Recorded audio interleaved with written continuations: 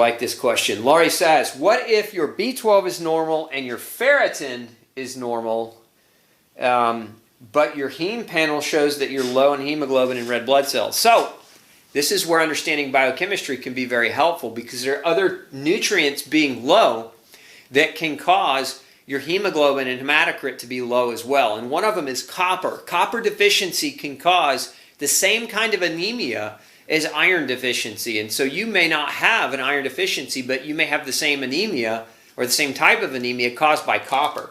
So copper's one. Another one is vitamin B6. Vitamin B6 deficiency can cause this small cell anemia as well. So copper and B6 would be the most common I would have ask your doctor to check into, because again, knowing whether or not those are the issue might solve your problem.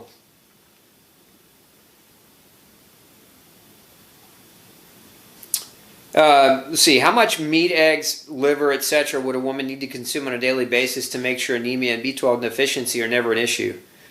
There's not a number. I mean, I wish I could give you an average, but the reality is that it's different for different people. And if I've learned anything practicing functional medicine for the last several decades, it's that I try not to give the same answer across the board. Now I would say, just make sure, like if you're eating liver, if you eat it a couple times a week, small servings, technically that should be enough to keep you with adequate nutrients in terms of that. But let's say you've got damage here, right? Going back to, everybody's different. If you have damage and that damage is not allowing you to absorb it, you can eat it all day long. And if you're not going to absorb it because your gut's broken, that's where a lot of people develop their problem.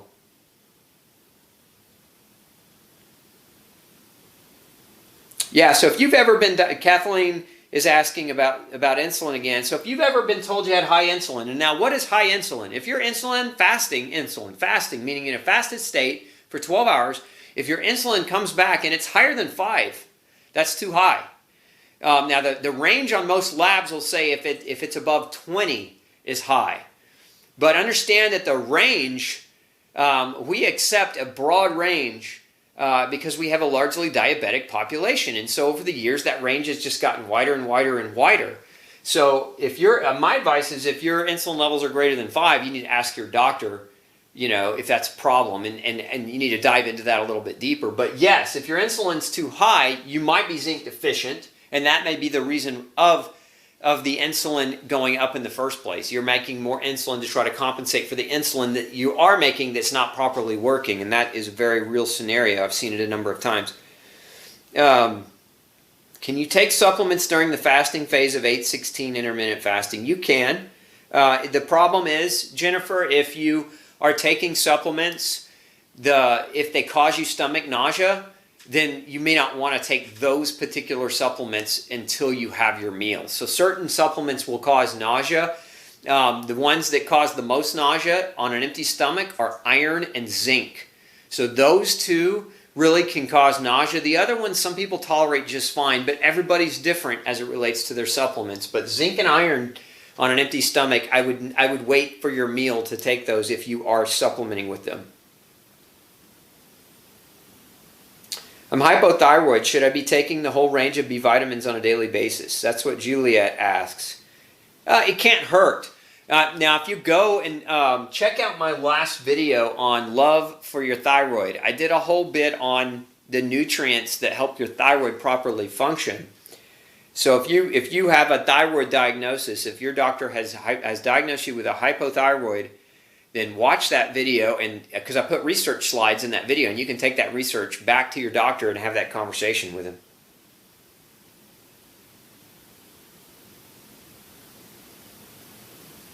Yeah, if your insulin's 1.6 fasting on a blood test, yeah, that's pretty good. You're okay in that regard.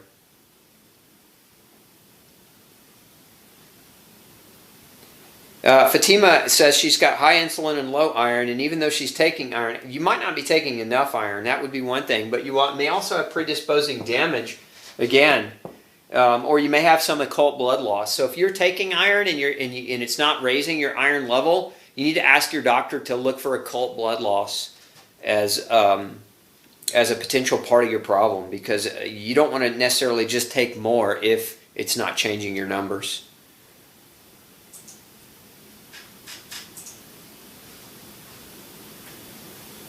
Okay, so Kathy wants to know, what can I use as an immune booster? I've used herbs from Chinese medicine, but they harm my stomach. I'm just beyond my 5th year with melanoma stage 4.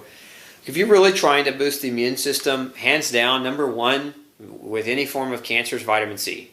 And it's not really even that it's an immune booster so much as that it helps support your immune system and its functioning around cancer. So 5+ grams a day, you really have to get vitamin C up there in high doses. You know, and some people go so far as to do IV intravenous vitamin C therapy, but that requires a doctor's order. But vitamin C is very, very powerful, arguably one of the most powerful. Vitamin D is another one as it relates to cancer. Make sure your vitamin D levels are between 70 and 100 if that's your goal, if you're trying to really support your immune function. But vitamin D and vitamin C are very much two go-tos in the nutritional world. So yeah, I like this comment here. Samson says, I don't take the meds prescribed because I knew that we need the acid or our stomachs, in our stomachs. It's essential. Here's one of the effects. So like I didn't even talk about this tonight, but if we want to add a topic to tonight, it's that if many of you who are gluten sensitive, the average person, it takes 20 some odd years to get a diagnosis. And some research says it takes as much as 3 decades just to get a diagnosis, just to learn whether or not you have this as a problem. That's why I created a quiz so that I could help you expedite that discovery, right?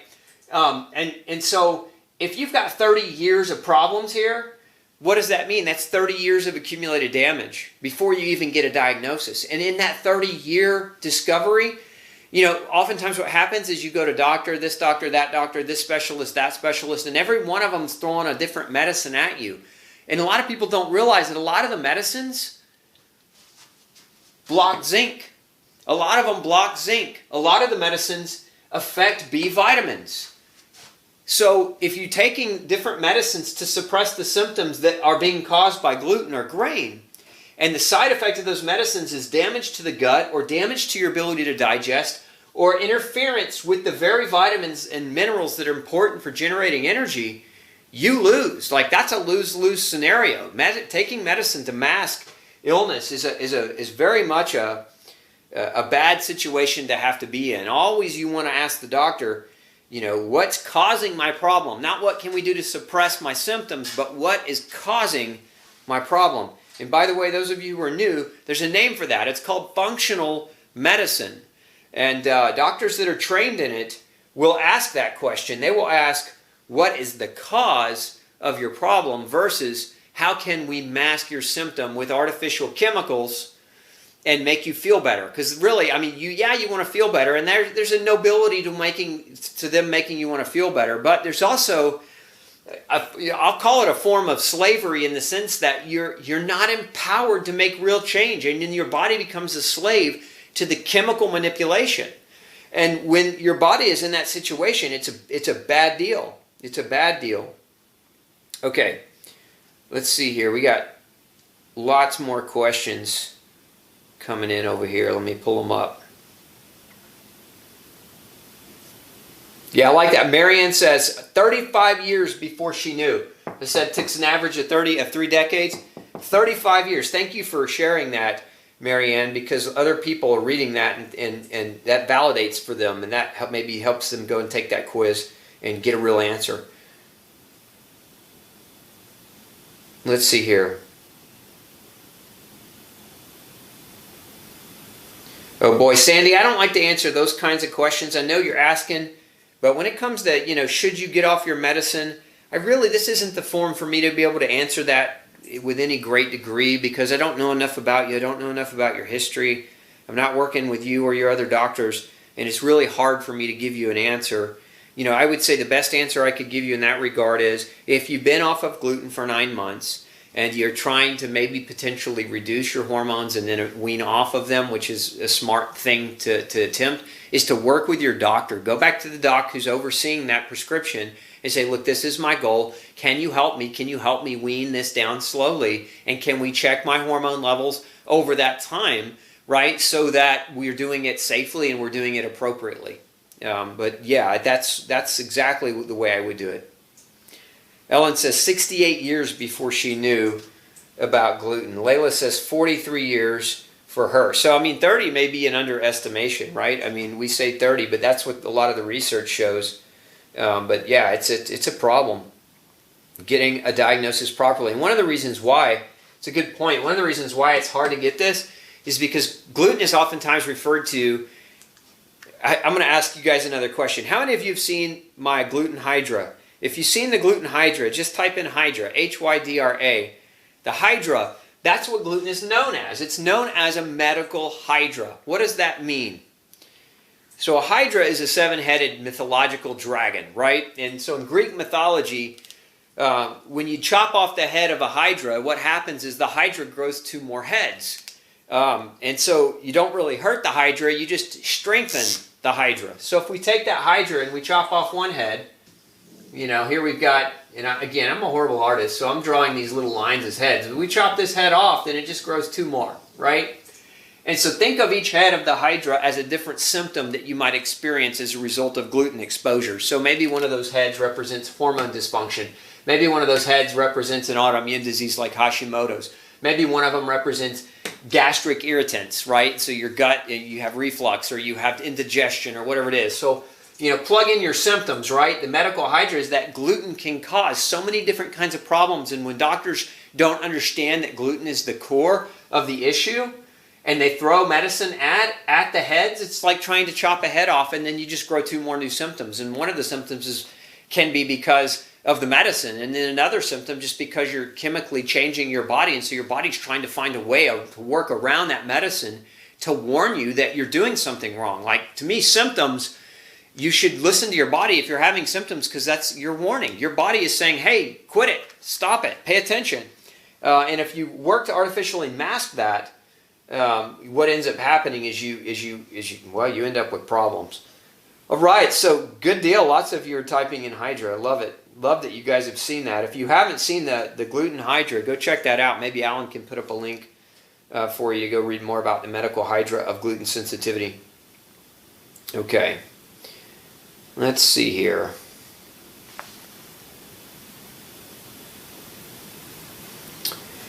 So question coming in from Don. Can I crush the capsules to achieve the same as the ready-made powder for a flush? Oh, for vitamin C?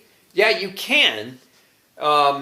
You can crush the capsules, but you may not get as good of an effect as if you use the powder in its buffered form. I've had people do absolutely crush the tabs before. We're talking about doing a vitamin C flush. For those of you who know what a vitamin C flush is, it's taking high doses of vitamin C over a short period of time to generate a gastric flush or an intestinal flush. It cleans you out and it saturates your body with vitamin C. Sophia wants to know, can we get enough vitamin C from food? It depends on the situation. Vitamin C is one of those that, again, in today's depleted foods, it's really hard to get enough. Because even like an orange, I think the last time I read a study on this, an orange from 30 years ago it was like 130% more vitamin C than an orange from today. So I think it's debatable, especially when we consider the fact that humans over the last 40 years are exposed to 30,000 new chemicals that we weren't being exposed to before.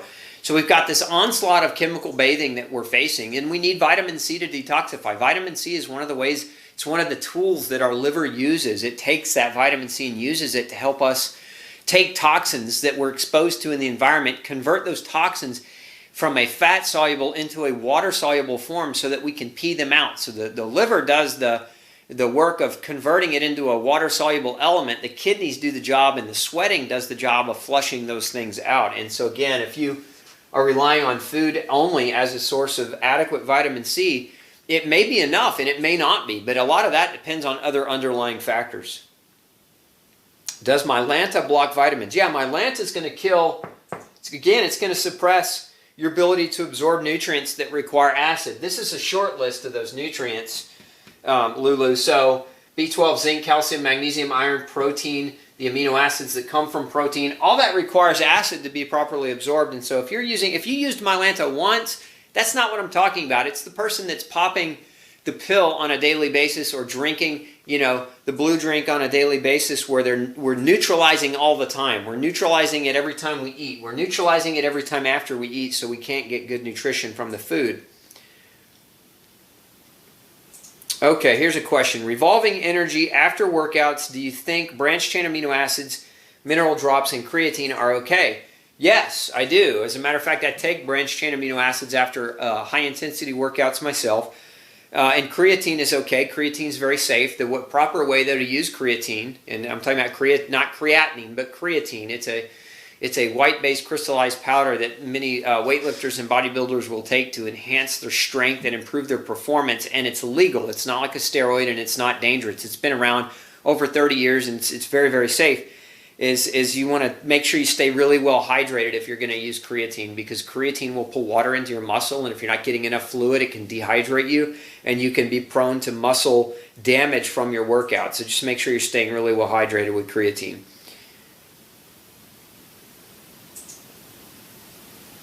So what do I think about Dr. Jack Cruz and his thoughts that natural sunlight is more important than food in the body's production of energy? I don't think I can agree, but I also don't think I can disagree. I mean, he's not wrong. This country and many countries starve from sunlight deprivation, like the indoor attitudes that we have. We all stay in too frequently, far too frequently. Sunshine is very, very critical for energy formation and production. But is it more important than food? No, they're equally important. I don't think you can separate one from the other. Karen, you may have heard me talk about the 7 fundamentals. And I don't know if we have that link. So those of you who haven't watched the video, the 7 fundamental habits of the gluten-free warrior, I highly recommend that you watch it. It's worth your time. It's a video I put together on the 7 fundamental habits. And these 7 fundamental habits are equal. There's not one more important than the other. And one of them is sunshine, and one of them is clean food, right? And then there are others as well, but I'm not going to talk about those. I want you to go watch the video. So I don't think it's more important. I think it's equally important. Okay, let's see here. So Eileen says, what makes cortisol drop at noon? Lots of different things. For many people, cortisol will drop because of a spike in stress can cause it to drop. It's not uncommon to see that happen. And as far as having high iron and ferritin, that could be a problem now. High iron and high ferritin, again, iron can be very oxidative. So for some people, there's actually a condition called hemochromatosis, which can be genetically tested for. And some people have a problem where they hang on to iron too long, and the solution to that, you get a medical prescription from your doctor to give blood. And you give blood periodically to make sure that you're not retaining too much iron. But again, hard to know from just having high iron and ferritin. Do you have hemochromatosis? Maybe, maybe not. It's really, really hard to say. I don't think we can say just based on that information. Let's see here. Oh, there it is. So yeah, we got that 7 habits video is posted up in the feed. So make sure, again, was talking about that a minute ago. Make sure you go watch that or check that out. Okay.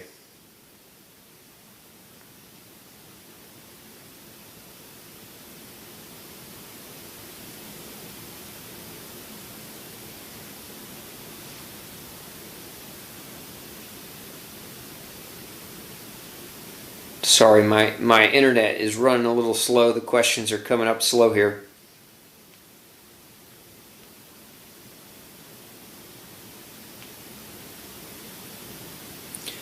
Okay, a lot of the same kind of question coming in, so I think I'm going to answer it just for the group of you that are asking kind of a similar question here.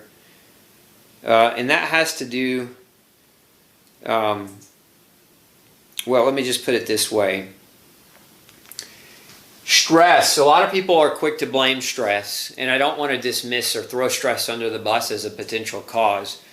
But I want you to understand what stress is. Stress is a physical, chemical, or spiritual mismatch. There's an overwhelm that's occurring. And so physical stress, for example, would be too much exercise. Okay, it's physical. A emotional or spiritual stress would be not being lined up with who you are, like not being in the job that you love, not being in the relationship that you love, not being around people that line up with your values. Like those are very serious spiritual, emotional stressors that can occur. And then there's also chemical stressors, chemicals from foods, chemicals from chemicals, right? Nutritional deficiencies, different types of infectious microorganisms. Those are all chemical stressors. Now, the body looks at stress on a chemical level. So whether the stress is physical, whether the stress is emotional, spiritual, or whether the stress is nutritional or biochemical, the body perceives it and it translates it, kind of like computer translates things in zeros and ones. Your body translates stress into biochemicals, into molecules. Okay, and then these molecules go on to have an effect. And so too much stress over time initially leads to too much cortisol. Too much cortisol causes blood sugar fluctuations, muscle loss, weight gain, retention of water, and overwhelming fatigue over time. And this is where some people talk about the word or the term adrenal fatigue or adrenal burnout or adrenal problems, right? And so chronic stress leads to fatigue in a very big way. So, here we're talking about specific, mainly tonight, chemical reasons, nutrients, right? Nutrient reasons, or chemically induced damage to the gut that creates a physical damage to the gut. So that in that regard, it's a physical stress, but in a different regard, it's a chemical stress because we're talking about chemicals. But many people struggle with a mismatch in their environment, meaning that, again, I can't emphasize this enough because I do see it on a regular basis. People go to jobs they hate. And they work jobs they hate day in and day out, grinding away. And guess what you're grinding away at? Some people say, well, I'm grinding away toward retirement. No, you're grinding your way toward an early grave so that when you retire and you've accumulated a certain amount of wealth that you can retire on, now you're so sick that you have to spend all that wealth accumulation on getting healthy again. And then you got to go back to work. So, a work mismatch or a relationship mismatch is one of the biggest reasons for chronic fatigue. So if you're already doing your diet, if you're already doing your exercise right, if you're already, really sound in those areas, but you find yourself not enjoying and not living your passion, then you are in a mismatch spiritually, and you want to get right spiritually because that plays such a huge role in your energetics and in how your body can generate and drive the energy processes. So very, very important. A lot of you were asking about that type of component, so I wanted to make sure I answered that so that all of you could get that information. Okay. Laurie says, is gluten intolerance considered anemia of a chronic disease? Where are the stores of ferritin where the stores of ferritin are normal, but the body hesitates to release because of a disease state? It can be. Anemia of chronic disease creates a whole different kind of scenario around trying to identify a true iron deficiency versus an iron deficiency that's being caused by the chronic inflammatory process. That's a massive topic we don't have time to get into tonight. But is gluten intolerance considered that? It can be, and it also can't be. So here's an example. Let's say that gluten for you sets up the stage for chronic illness that's contributing to cancer, which is creating an anemia that's not really truly an iron deficiency, but you're releasing iron stores and you're losing iron, and your body is not storing iron properly as a result of that disease of chronic inflammation. That's just one example, but you could also be a celiac, for example, where you've got enough damage here where you've got massive malabsorption. This is why I was saying earlier, don't just take iron to take iron. Like, you really want to work with somebody who can help you truly identify a real iron deficiency. This is a very common problem, but anemia of chronic disease is also a common problem, and you do want to have them ruled out and differentiated before just taking a bunch of iron to try to push iron up, especially if it's being caused by the chronic inflammation. Dick wants to know if essential oils are good for anything, whether ingested or inhaled. Yeah, they can be. There are a number of different oils that have a lot of very, very well-researched medicinal properties. In my practice, where we'll see pretty good experience is as antimicrobials. Essential oil like tea tree oil, for example, is very, very effective. Even in the research, the researchers show that it's very effective against MRSA, methicillin-resistant Staph aureus. So tea tree oil. Now, that don't get me wrong. This is not me advocating that if you have MRSA, that you rub tea tree oil on it and ignore the infection. No, it's good to get medical advice if you feel like you've got an infection that could be life-threatening. But again, that's an example of using an essential oil that could be effective. There are other examples. There are plenty other. Some of the citrus oils can improve the way your immune system views bad guys, and it can improve the way they perform their behaviors. There are certain essential oils that calm down the brain and activate certain areas of the brain that can be calming and help with sleep.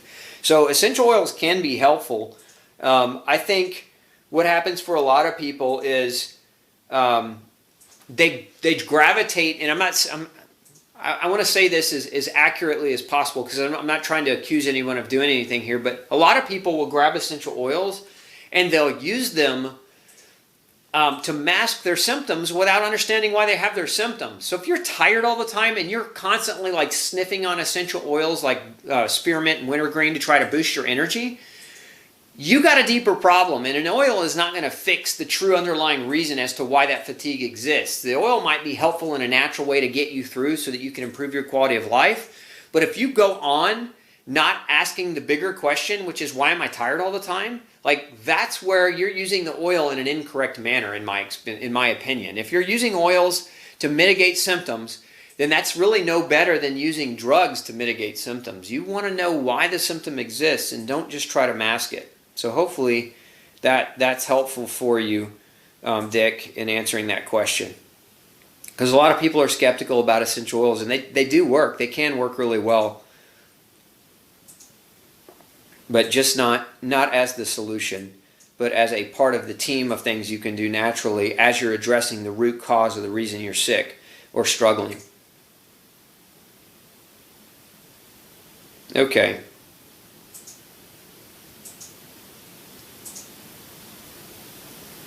So I'm going to answer maybe one or two more here. So Christina wants to know, is there a maximum value of vitamin C for children? If they're taking it orally, the body's going to tell you what the maximum value is. Vitamin C, the child is going to have severe gas and bloating or diarrhea, and that's too much vitamin C. So that's what vitamin C does when the dose gets too high, is you have bowel tolerance. And so you'll start having diarrhea or loose bowels. If that's happening, it's too much C. Vitamin C is best taken in split doses over the course of a day. Because if you take, like, for example, you might take 5 grams of vitamin C, but if you take it all at once, it might cause you to have loose bowels and diarrhea. But if you split the dose up over the course of the day, you may be able to tolerate it just fine and still get that 5 grams in. So again, it's the same with children. You want to watch their bowels and make sure they're communicating with you if you're attempting to put them on vitamin C. Let's see, next question. What vitamins and minerals help with mast cell disorders or histamine intolerance? Vitamin C, hands down. Quercetin and vitamin C, if you want to stabilize mast cells from overproducing histamine, vitamin C and quercetin, like a charm, especially when you use them together. I have actually what I call a dynamic duo. Actually, I have a couple different supplements that I recommend different people. One's called Hist Assist, and that's what it does. It's a mixture of quercetin and vitamin C and bromelain and N-acetylcysteine and some other things that help stabilize the histaminic release from mast cells. And so for people that are really struggling in that regard, it can be very supportive in that function. Now, I have two other things that what I call the big guns, right? And so if you're really looking at somebody with a mast cell problem and they're just trying to get some relief, high doses of vitamin C to daily bowel tolerance. So we're talking anywhere from, for most people, between 5 and 10 grams of vitamin C per day, combined with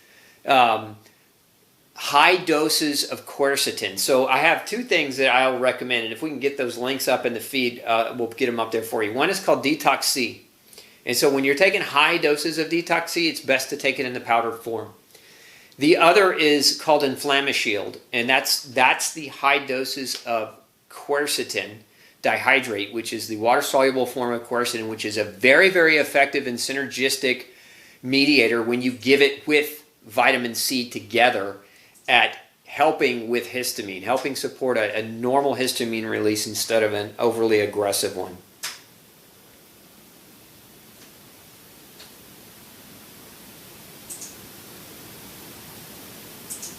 Okay. You guys are awesome. The questions don't quit. But at some point I have to, at least for the evening, that is, not forever. I love these shows. I love that you're all here with me, spending your evening on a Monday night. Just caring enough and loving yourself enough to be here and be present and ask questions. I think that's awesome. I just want you to know I appreciate each and every one of you every single Monday night tuning in.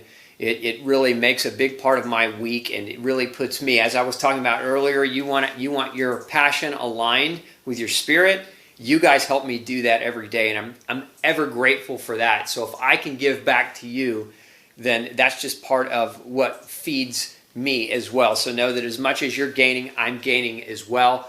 The only two things that I really ask that you do, I really, really mean this, if you will share these videos and this information with somebody in your family, become really, truly what I call the gluten-free warrior. The only person that can kill the Hydra is a true warrior. And to be a true warrior, you have to be an advocate. You can't sit on the sidelines. We live in a sick world where it's socially acceptable to be sick, and people that have concern over their health are being called health nuts and being forced into medical care, into medical, you guys get the gist. You're being forced into doing things medically that you don't believe in.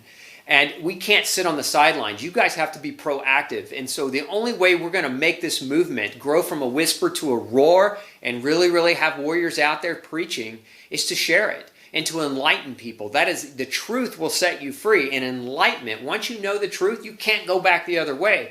And the only way we're going to reach 100 million people is if you're all out there sharing every day, helping reach more people every day. Invite them here Monday night for every show so that we can create an army of health-conscious people and create a social paradigm shift so that healthy becomes the new normal instead of sick. Because that is, as it stands right now, sick is the norm. And I am sick and tired of sick being the norm and people looking at us like we're weird because we love ourselves enough to care to make a change. So I highly encourage you to get out there in the world and be an advocate. Get out there and be a warrior. And number two, if you haven't already, go over to glutenfreesociety.org. Make sure you are subscribed. This is how we will notify you of future videos. This is how we will notify you.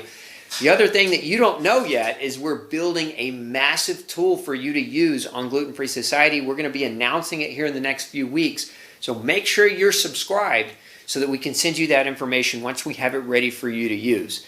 I hope you have a wonderful week. This is Dr. Osborne, Pick Dr. Osborne's Brain. We will see you next Monday night.